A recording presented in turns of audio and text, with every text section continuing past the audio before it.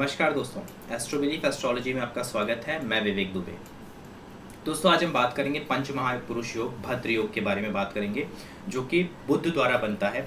जैसे कि अगर हम भद्र जो पंच महापुरुष योग है उसके बारे में बात करें तो सूर्य, चंद्रमा, राहु, केतु को अगर छोड़ दे तो बाकी जो प्लैनेट है शनि, बृहस्पति, मंगल, बुध, शुक्र, इनके द्वारा पंच महापुरुष योग बनता है। तो आज हम सबसे पहले लेंगे बुध का जो है भद्र नामक जो महापुरुष योग बनता है, इसके बारे में बात करेंगे। दोस्तों, आगे पढ़ने से पहले मैं आपको बता दूं, मेरे इंस्टाग्राम प्रोफाइल पे ज़रूर विजिट कीजिएगा। काफ़ी नॉलेजेबल और इंटरेस्टिंग पोस्ट एस्ट्रोलॉजी से रिलेटेड मैं डालता हूं, जो आपको डेफिनेटली पसंद आएंगे।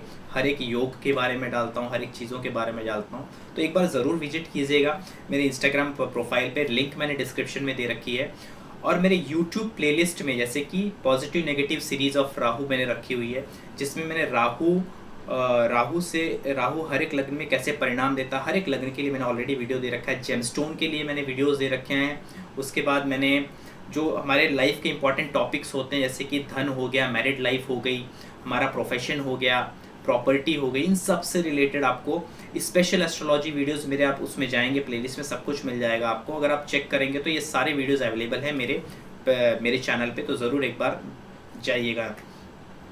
दोस्तों, टॉपिक पे आता हूँ। भद्र नामक महापुरुष योग जो बुध द्वारा बनता है, इसके बारे में बात करते हैं। तो दोस्तों, सबसे पहले इंपॉर्टेंट क्या है, ये इसके रूल क्या है। रूल ये है कि सबसे इंपॉर्टेंट रूल है कि बुध जो है वो अपने साइन में, अपना ओन साइन का होना चाहिए। अब ओन साइन कौन सी हो सके, मिथुन उसकी अपनी स्वराशि है, और कन्या जो है उसकी मूल त्रिकोण राशि है बुध की। सबसे पहला इंपॉर्टेंट चीज़ ये है कि बुध जो है अपने साइन में होना चाहिए। दूसरा रूल क्या है, दूसरा रूल ये है कि बुध केंद्र में होना चाहिए। केंद्र यानी कि 1, 4, 7, 8, यानी पहला, चौथा, सातवां और 10वां घर। 1, 4, 7, 10, 1, 4, 7, 10 आपके कुंडली के केंद्र स्थान माने जाते हैं। तो 1, 4, 7 या 10 में बुध होना चाहिए, और अपने राशि यानी मिथुन या कन्या में होना चाहिए। जैसे कि हर एक ग्रह जो होते हैं उनका एक एग्जाल्टेशन का अलग साइन होता है, लेकिन बुध एक अकेला ग्रह है दोस्तों, जो अपने ही मूल त्रिकोण साइन में यानी कि कन्या राशि में वो एग्जाल्टेड भी होता है, यानी कि उच्च का भी माना जाता है। तो इसीलिए बुध जो है वो बहुत, मतलब हर एक लग्न कुंडली में एक तरह से पंच महापुरुष योग नहीं बना पाता है। कुछ एक ही कुंडली, कुछ मतलब 3 से 4 लग्न पड़ जाते हैं जिसमें वो सही तरीके से उसका ये जो योग है बन पाता है। अब बात कर लेते हैं ये योग अगर आपकी कुंडली में बनता है, जैसे कि मैंने बता दिया, केंद्र स्थान में होना चाहिए, 1, 4, 7, 10 में होना चाहिए बुध, और अपने साइन का होना यानी कि मिथुन या कन्या में होना चाहिए। तो ये दोनों चीज़ फुलफिल होता है। उसके बाद इसके रिजल्ट्स कैसे आते हैं, क्या आते हैं, इसके बारे में क्या लिखा हुआ है मैंने टेक्स्ट में, उसके बारे में बात करते हैं। जैसे कि दोस्तों, बुध जो है एक कम्युनिकेशन यानी कि कालपुरुष कुंडली में तीसरे घर और छठे घर को दर्शाता है। ये पहले आपको समझ लेना। और बुध के एट्रीब्यूट्स क्या है, बुध दोस्तों आपकी किसी चीज़ को ग्रास्पिंग क्षमता, किसी चीज़ को जल्दी से समझना, इन सब चीज़ों के लिए बहुत इंपॉर्टेंट है। एक तरह से अगर आप पढ़ाई करते हो तो आप कितने जल्दी एजुकेशन को ग्रास्प करते हो, बहुत इंपॉर्टेंट। जैसे कि जुपिटर के बारे में मैंने कई बार कहा है कि जुपिटर नॉलेज है, लेकिन उस नॉलेज को कंज्यूम करने के लिए बुध स्ट्रांग होना बहुत ज़रूरी है। हालांकि एस्ट्रोलॉजिकली हम उसको अलग अलग देखते हैं, एक तरह से दुश्मन भी कहा जाता है अगर देखे जाए तो प्लैनेटरी वाइज, लेकिन सच कहा जाए तो बिना बुध के आप जुपिटर को नहीं पा सकते, सच कहा जाए तो। क्योंकि अगर आपकी ग्रास्पिंग पावर ही नहीं होगी, आप किसी चीज़ को समझ ही नहीं पाओगे, तो वो चीज़ आपके लिए नॉलेज में कन्वर्ट नहीं हो सकती। ये इंपॉर्टेंट चीज़ है कि नॉलेज के लिए बुध बहुत इंपॉर्टेंट है। तो पंच महापुरुष होगा तो ये जो मैंने बताया एजुकेशन के लिए अच्छा हो गया, शिक्षा के लिए अच्छा हो जाता है। ये सामने वाले की जो समझने की क्षमता है, सेंस ऑफ ह्यूमर मैं कहूँगा, यानी कि कोई लोग होते हैं जैसे छोटे से इशारे में हर एक बात समझ जाते हैं, नहीं इशारों में बात समझ जाते हैं, मैं कहना चाहूँगा।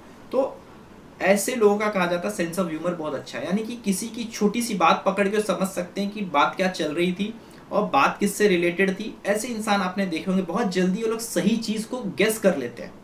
इसको कहा जाता है सेंस ऑफ ह्यूमर बंदे का, यानी कि उसके सेंसेस काफ़ी स्ट्रॉन्ग है, यानी कि वो बहुत प्रेजेंट रहता है। यानी कि प्रेजेंट रहना एक बहुत इंपॉर्टेंट वर्ड यूज़ किया था, क्या आप प्रेजेंट हो। तो यस, ये लोग बहुत प्रेजेंस ऑफ माइंड के साथ काम का, प्रेजेंस ऑफ माइंड बहुत स्ट्रॉन्ग होता है। किसी भी आपातकाल स्थिति में ये अपने आप को बहुत अच्छे से बोलते हैं ना कि प्रेजेंट करते हैं, यानी कि किसी मुसीबत में पड़ते हैं जिसमें उनको कैसे निकलना है उसके लिए इनके पास बहुत सारे इनका जो थॉट प्रोसेस होता है, सोचने की कैपेसिटी इनकी बहुत अच्छी होती है। तो एक उसमें से कैसे निकलना है, ये चीज़ उनको कैसे अपने प्रॉब्लम को सॉल्व करना उन्हें बहुत अच्छा पता होता है। जितने भी व्यापार हैं दुनिया में सारे को बुद्ध दर्शाता है। बैंकिंग सेगमेंट, अकाउंट सेगमेंट या फिर जो भी व्यापार हो रहा है उन सबको बुद्ध दर्शाता है। यानी कि ऐसा आदमी व्यापार क्षेत्र में अच्छा होगा, उसकी वैसे मैंने बताया कि तार्किक क्षमता और कम्युनिकेशन उसकी बहुत अच्छी होगी, यानी कि वो फालतू बातें नहीं, वो अपनी बात में उसके बात में वर्थ होगा। वर्थ यानी कि या तो अपने फायदे की या तो किसी और के फायदे की बात करेगा वो, इन शॉर्ट में ऐसा कहूँगा, वर्थफुल बात करेगा, यानी कि कुछ भी जहाँ भी मन आया कुछ भी नहीं बोलने का ऐसा बंदा। ये बहुत इंपॉर्टेंट बुद्ध, ये सारी चीज़ें उस बंदे के अंदर काफ़ी अच्छे लेवल पे होगी। और ये जो पर्सन है बट जिसके यहाँ पे भद्र नामक जिसके कुंडली में बन रहा है, उसके लिए मैं कहूँगा कि ये जो सेगमेंट्स है जो मेटेरियलिस्टिक वर्ल्ड के लिए ये सारी चीज़ें बहुत इंपॉर्टेंट, यानी कि एक अच्छी पर्सनालिटी होना, एक अच्छी बात करने की क्षमता, आपके एक अच्छा तर्क देने की क्षमता होना, आप अपने आप में आपको एक काफ़ी सक्सेसफुल इंडिविजुअल बनाती है, आपको एक अच्छा बिजनेसमैन बनाना। तो ये आपको एक अच्छा, आपके अंदर एक अच्छी काबिलियत देती है। तो आज के जीवन में ऐसा इंसान वैसे भी अनसक्सेसफुल नहीं हो सकता। तो सबसे अच्छी चीज़ ये है, पहले तो आपको ये समझ लेना, ये यहाँ पे इंपॉर्टेंट हो गया कि इसके क्या बेनिफिट्स हैं। अब बहुत चीज़ें में ये भी लिखा है कि वो सुखी होगा, धनवान होगा, स्वस्थ होगा, अच्छा उसका मैरिड लाइफ, उसका मैरिड पार्टनर में बहुत अच्छा होगा, मैरिड लाइफ बहुत अच्छी। दोस्तों इन सब चीज़ों पे मैं कहूँगा, जैसे मैंने जो चीज़ें बताई वो तो अच्छी होती हैं, लेकिन बाकी जो चीज़ें मैं बता रहा हूँ ये हर एक पंच महापुरुष में लिखा हुआ होता है कि उसकी जीवन काफ़ी राजाओं की तरह होगा और मस्त रहो, वो हर एक तरह का सुख भोगेगा, ये सारी चीज़ें तो लिखी हुई होती है। लेकिन जैसे कि मैं कह रहा हूँ कि स्वस्थ हो गया होना, शादी का लाइफ होना, इसके लिए और भी थोड़े प्लैनेटरी पोजीशंस हमें ज़रूर देखने चाहिए। सिर्फ पंच महापुरुष योग के बलबूते पे हम नहीं बता सकते, लेकिन हाँ जो मैंने क्वालिटी बताई ये सारी जो इनर क्वालिटीज़ हैं बंदे के अंदर स्ट्रांग हो जाती है, जो मैंने अभी थोड़ी देर पहले मेंशन की।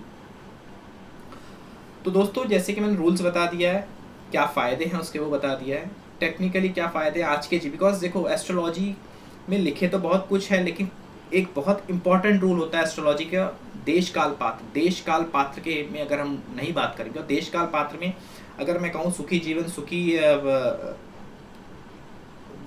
हेल्थ अच्छी होगी, बिकॉज हमें पता है हम किस इन्वायरमेंट में रहते हैं।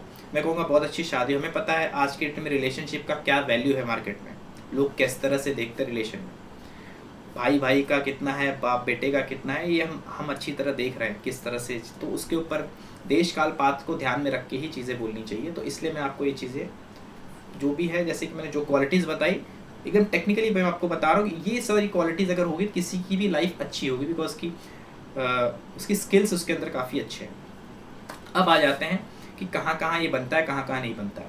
मेष लग्न में नहीं बनेगा, मेष लग्न में ये नहीं बनता, उसका कारण यही है जैसे कि रूल्स फुलफिल नहीं हो रहा है, सिंपल सी बात है। केंद्र में बुध की अपनी साइन नहीं आ रही है, सबसे इंपॉर्टेंट है, उस वजह से नहीं बनेगा। वृष लग्न ले लो, वहाँ पे भी सेम स्थिति है, बुध जो है दूसरे और पांचवें के स्वामी है, केंद्र में नहीं है, उनका कोई भी साइन केंद्र में नहीं आता, कन्या या मिथुन कोई भी नहीं आ रहा है, तो यहाँ पे नहीं बनेगा।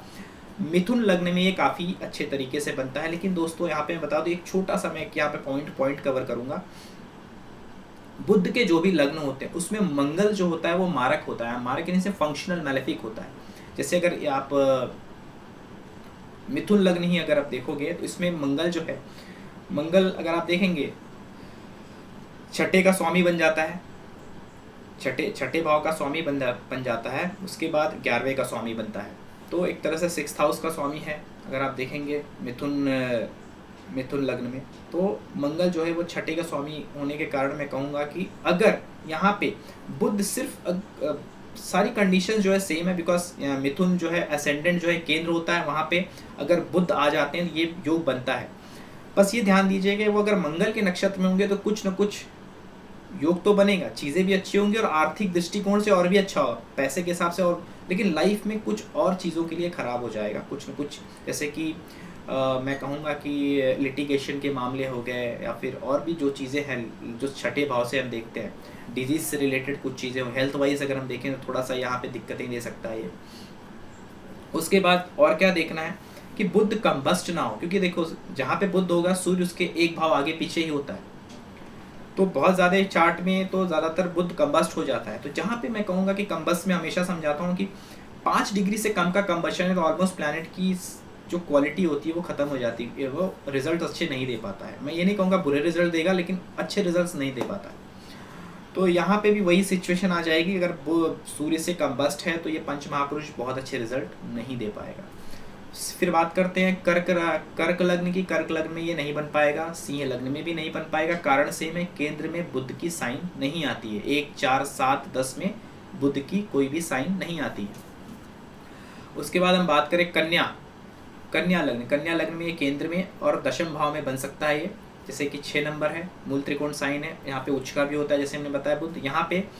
यहाँ पे अगर बुध आते हैं तो ये भद्र नामक पंच महापुरुष योग बनता है और अच्छा रिजल्ट देता है। लेकिन सेम कंडीशन सेम है यहाँ पे, जो मैं कहूँगा कि फंक्शनल मैलेफिक देख लीजिए, 6, 8, 12 का कोई स्वामी है उसके नक्षत्र में नहीं होना चाहिए, इसे आप देख लीजिएगा। तो आगे बढ़ता हूँ दोस्तों। उसके बाद ये धनु लग्न में बन जाएगा और मीन लग्न, ये दोनों लग्न में बनेगा। मकर और कुंभ लग्न में ये योग नहीं बन पाता। कारण जो है मैं कहूँगा कारण भी सेम है जो मैंने पहले बताया, केंद्र में बुध की साइन आना इंपॉर्टेंट होता है और सारी जो कंडीशंस मैंने बताया फुलफिल होनी चाहिए। उसके बाद ये धनु लग्न में कहाँ बन सकता है? धनु लग्न में अगर आप देखोगे दोस्तों तो ये जहाँ पे सप्तम भाव है वहाँ बनेगा और दशम भाव में बनेगा। ये दोनों में आपको बता दो, धनु लग्न में दिक्कत ये होती है कि जो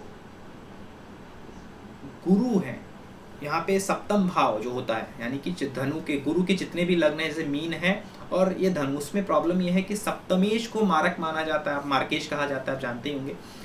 तो यहाँ पे थोड़ी सी दिक्कत इसके वजह से कहा जाता है कि रिजल्ट इतने अच्छे नहीं आते। तो दूसरा एक प्रॉब्लम आता है केंद्राधिपति दोष का भी आता है, लेकिन केंद्राधिपति दोष जो है इतना बुरा रिजल्ट नहीं देता है। मैं मेरे इंस्टाग्राम के पोस्ट में भी कई बार बोल चुका हूँ ये चीज़, इसके पिछले भी कई वीडियोज़ में बता चुका हूँ ये चीज़ कि केंद्राधिपति दोष का कोई विशेष आप प्रभाव नहीं देखेंगे, बहुत बुरा प्रभाव मिला इंसान को उस वजह से। उसके और दूसरे कारण भी हो सकते हैं और मैं कहूँगा कि प्लैनेट अच्छे रिजल्ट्स नहीं दे सकते, ये एक हद तक हम मान सकते हैं।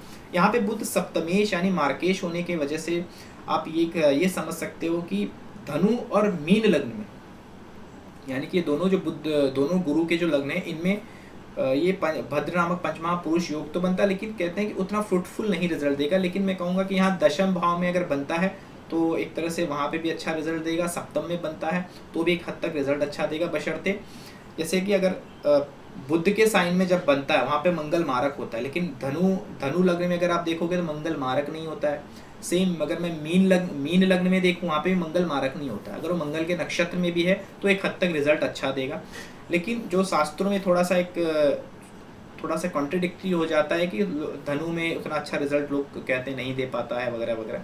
बट ये जहाँ तक ऐसा कुछ नहीं है, बशर्ते जो मैंने चीज़ें बताई वो कंबस्ट ना हो, वो फंक्शनल मैलेफिक के नक्षत्र में ना हो। फंक्शनल मैलेफिक के नक्षत्र में होगा तो दिक्कतें परेशानी कोई भी ग्रह देगा, कोई कितना भी अच्छा योग बने। अब और इम्पॉर्टेंट और एक चीज़ नोटिस कर लिएगा कि राहु के साथ ना बैठा हो, क्योंकि राहु के साथ जैसे कि अगर मैं मिथुन लग्न की बात करूँ वहाँ पे वो चौथे भाव में भी वो पंचमहापुरुष योग बनेगा, क्योंकि कन्या राशि पड़ेगी चौथे भाव में। लेकिन अगर मान लीजिए वहाँ राहु के साथ बैठा है तो चौथे घर के लिए राहु अच्छा नहीं होता है, बाकी चीज़ों के लिए तो बहुत अच्छे रिजल्ट दे देगा। बुध और राहु का कॉम्बिनेशन बहुत अच्छा भी देता है, मतलब मैं कहूँगा पर्सनल लेवल पे बहुत अच्छा है और मेटलिस्टिक वर्ल्ड के लिए बहुत अच्छा है। लेकिन और कि बाकी जो सेगमेंट्स हैं हमारे लाइफ का, यानी कि रिलेशनशिप हो गया, हमारे इमोशंस हो गए, उनकी धज्जियाँ उड़ा देता है ये, यानी दूसरों की इमोशंस हो गए उसकी केयर हम नहीं करेंगे, बहुत ज़्यादा प्रैक्टिकल हैं, हम अपने ही फ़ायदे का सोचेंगे, तो ये बहुत ओवर लेके चला जाएगा। बुध की जो जैसे राहु जो करता है हर एक चीज़ को इंटू 10 करके देना, बढ़ा देना, अचानक से लाइफ में अप्स एंड डाउन्स बढ़ा देना, ये सारी चीज़ें आ जाएंगी। तो राहु के साथ देखिए बुध ना हो, ये इंपॉर्टेंट है। कंबस्ट ना हो, ये देख लीजिएगा। फंक्शनल मैलेफिक के नक्षत्र 6, 8, 12 के जो स्वामी हैं उनके नक्षत्र में ना हो, बस ये ध्यान दीजिएगा। ये सारी चीज़ें अगर सही हैं जैसे मैंने बताया, अगर 6, 8, 12 के साइन में 6, 8, 12 के नक्षत्र 6, 8, 12 के जो मालिक हैं आपके लग्न कुंडली में उनके नक्षत्र में नहीं है, अच्छे नक्षत्र में है, तो ये जो इसका जो रिज़ल्ट है 100% मिलता है, बहुत अच्छा मिलता है। और याद रखिए थ्रू आउट द लाइफ कोई भी प्लैनेट आपको पॉजिटिव रिजल्ट नहीं देता है, कितना भी अच्छा प्लैनेट हो। हाँ, जब कोई पॉजिटिव प्लैनेट आपके चार्ट में है और उसकी दशा चलती है तो ऑब्वियसली वो दशा आपके लिए बहुत ही, बोलते हैं ना, एक रिवोल्यूशनरी दशा होती है, यानी कि आपका जीवन बदल के चली जा सकती है, इतनी ताकत होती है उस प्लैनेट में। अगर उसकी डिग्री वाइज बलाबल देख लीजिएगा, डिग्री कितना है उसका, ये नहीं होना कि 2 डिग्री या 29 डिग्री का बुध है तो यहाँ पे भी रिजल्ट्स में कमी आएगी। तो दोस्तों इन सारी बातों का ध्यान रखिए। तो दोस्तों यहाँ पे मैं थोड़ा वीडियो बड़ा होगा उसके लिए क्षमा चाहूँगा। थैंक यू सो मच, मिलते हैं नेक्स्ट वीडियो में। चैनल को जरूर सब्सक्राइब कीजिएगा। Thank you, bye.